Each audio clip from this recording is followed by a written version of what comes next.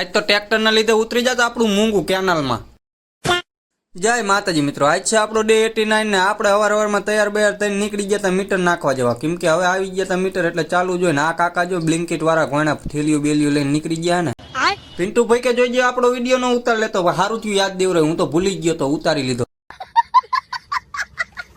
પછી બધો સામાન ચડાવી દીધો, પુષ્પક વિમાનમાં નીકળી ગયા મીટર નાખવા. જવાનું હતું ખજૂરીવાળા મેરડીમાં બાજુ, એટલે એ બાજુનો રસ્તો બહુ અઘરો, ખાટા ટેકડા વાંકો ચૂકો ને એટલામાં તે કેનાલની પડખે તે ભેગું થઈ ગયું જોન ડિયર. 15 ગેર વાળું જોન ડિયર હોય, એની સામું ન પડાય, નકર આપણો જોન કાઢ નાખીને એમાં કેનાલ પાસે.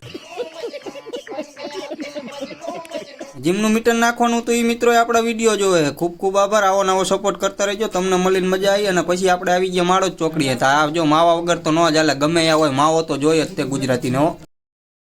વાત તો સહી એટલામાં તો લખુભાઈ આવી ગયા હતા આપણા ઘર પાસે. લખુભાઈ આવીને સીધી રિક્ષા ઊભી રાખી દીધી, મને કે લાઈક કરો. મેં કહું કરી દેવી લાઈક તારે.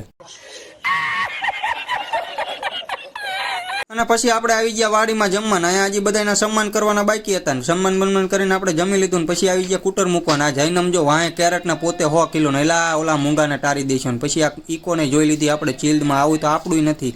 વિડીયો જોવાની મોજ આવી હોય તો ફોલો કરતા જજો ને યુટ્યુબમાં આપણી ચેનલ છે સબસ્ક્રાઈબ કરી લેજો. આજના વ્લોગમાં એટલું જ તે, મળીએ કાલે. જય માતાજી.